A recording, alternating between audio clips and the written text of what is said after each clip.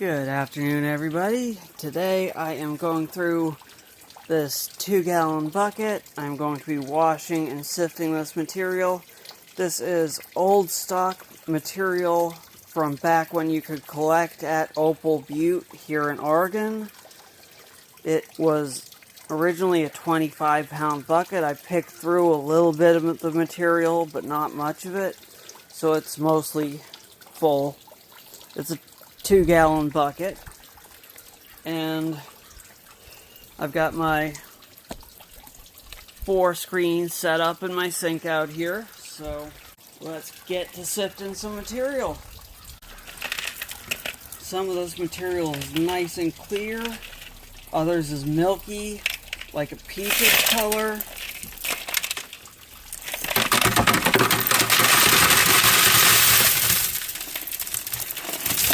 Some's green with like pink veining.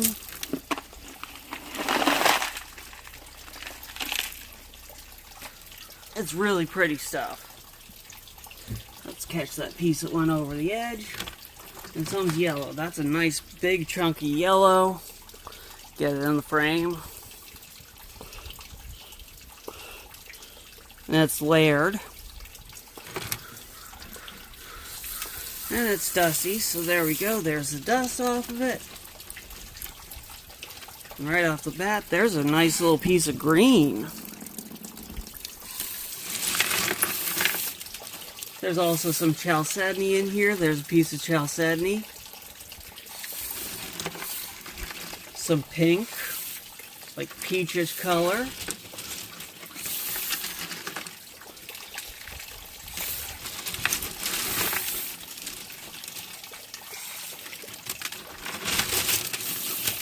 And it is also very sharp. I should probably be wearing gloves. I'm probably going to slice myself on this stuff. There's some nice banded stuff. That almost looks like it was part of a thunder egg. Probably was. There are thunder eggs from Opal Butte. Ooh, there's a nice clear piece. And since this is old stock, it is completely dry, so you don't have to worry about it cracking or crazing any further than it already has.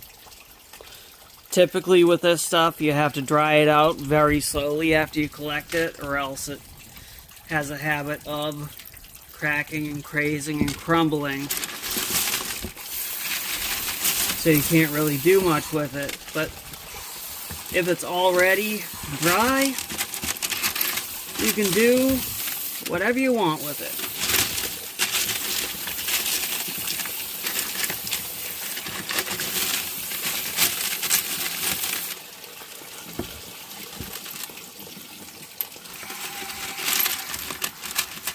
I got this material from a gentleman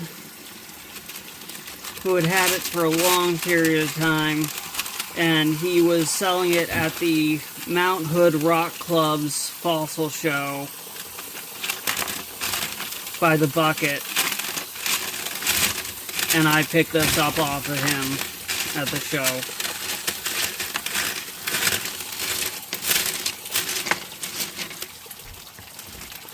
There's a nice clear little flake. Can't really do much with anything like that. You can put it in a box as a specimen.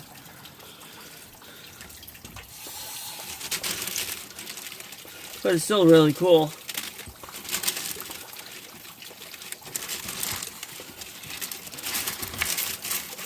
But you can see, as usual, I'm doing size categorization as I go. Seeing if pieces will fit through the grid. And if they do, I'm sending them down to the next layer down.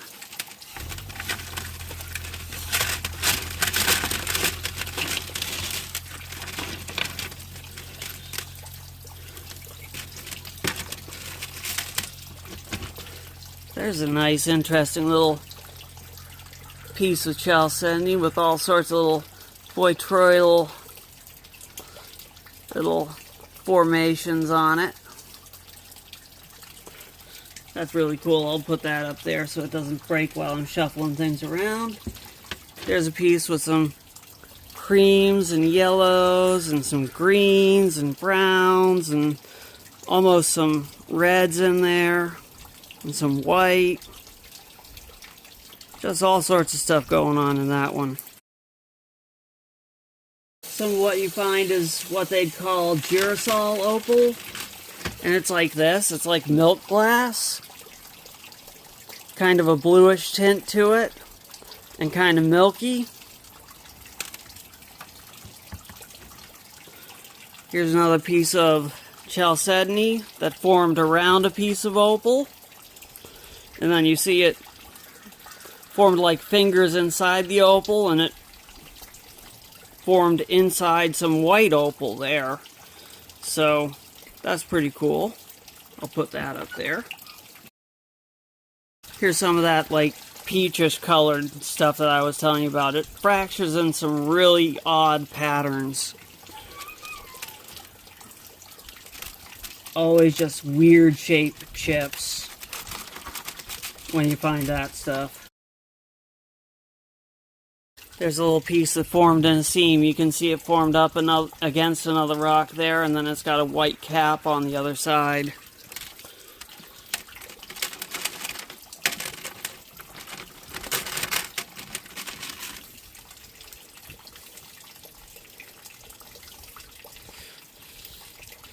That looks almost like quartz. It has the crystal faces on it. But it has banding. And I'd still go with quartz on that rather than opal. I'll put that up there. Another piece with bubbly chalcedony on it and opal on the back.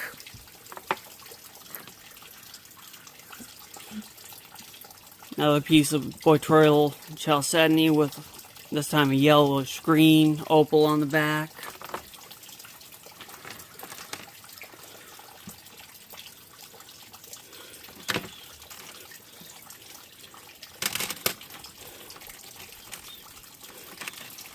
When I was first going through this material, I didn't see much of the green stuff. I like it.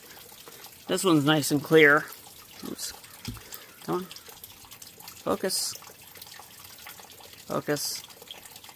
Come on. Focus. Come on.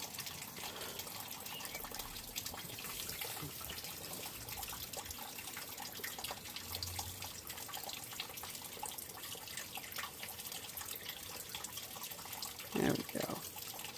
Right there. There we go. You can see through that one. In the area where it's fractured, you can see through it. That's a pretty nice little chip. Here's a piece of the girasol opal. And some of this, when you light it from behind, actually has fire in it. And when it has that, when you light it from behind and it has fire, is called contraluz, which is basically Mexican for, I can't remember the exact translation. I think it's like fire from behind or something like that. There's another piece. Nice and clear.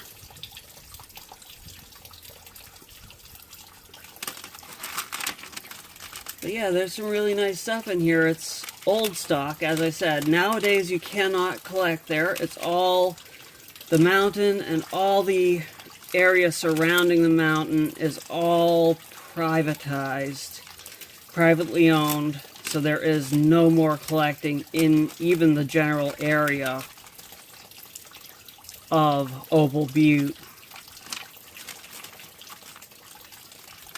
which is unfortunate. Yet another thing that has gone, shall we say, the way of the dodo. And it's not because of people behaving badly in this case, it's just because of companies coming in and grabbing up resources that occur on public lands and laying claim to it. Whereas it should, in my belief, remain public land and be available for generations to come and people to learn and be able to experience collecting on said public lands. Because now there's generations to come that will never experience collecting at that site. Even me. This is the only collecting of material I'll be able to do of this material. I'll never be able to go out there because it's private property.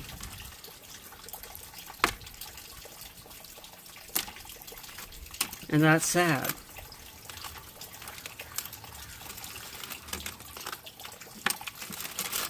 But anyways, enough depressing stuff. I'll probably just speed through going through the rest of this. Unless I find something really spectacular, then I'll pause and speak up. Otherwise, I'll just speed through it. So, that way I won't bore you too much. I probably already have. If I have, I do apologize. And I'll pick up again when we get to the next level.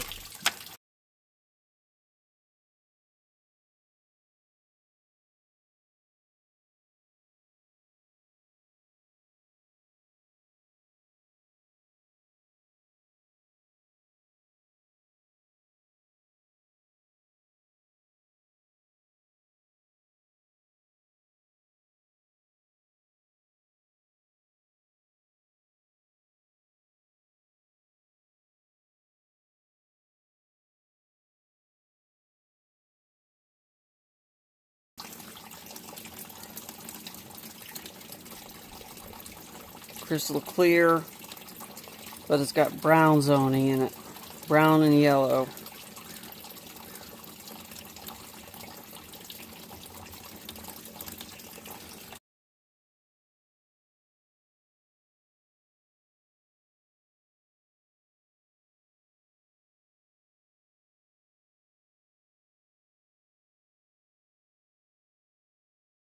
Now here's what we got in our second tray.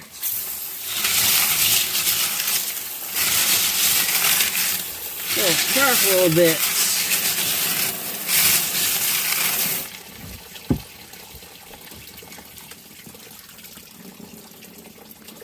Now we got some nice clear pieces. Lots of nice clear pieces in here. Some of them you might be able to pass a little stone out of. They're nice and clean too. Like flawless.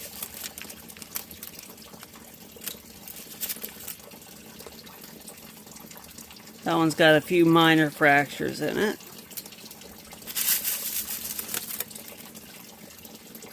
There's another one. That one cut a larger stone. Here's a nice piece of fire opal. Nice orange.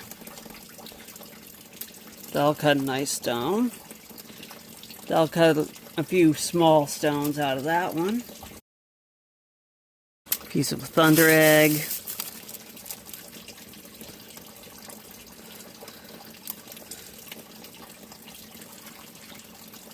There's a nice clear piece on a solid back piece of matrix. No fractures.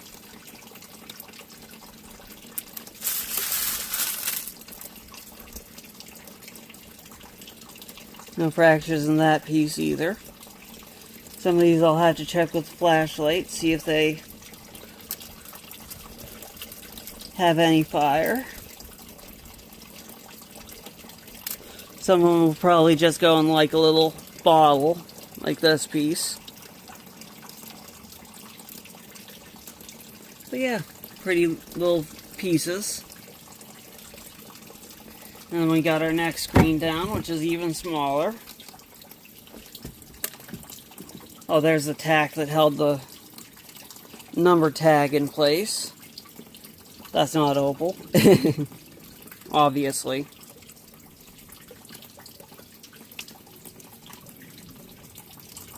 A lot of this stuff will go in jars or go as micro mounts. That's a nice size shard.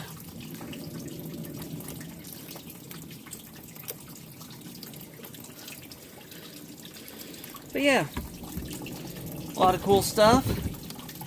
It's fun to go through. I'm going to wash it out so I'll have stuff to go through in the winter months when it's too cold, rainy, and I can't get to some of my favorite sites.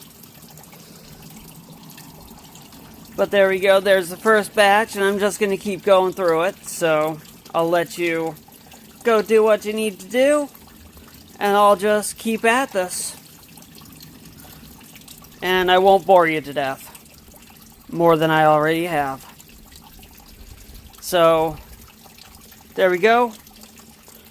Old stock material from Opal Butte, back in the day when you could still collect there. Hope you enjoyed this peek into the past, and have a great rest of your day. Rock on.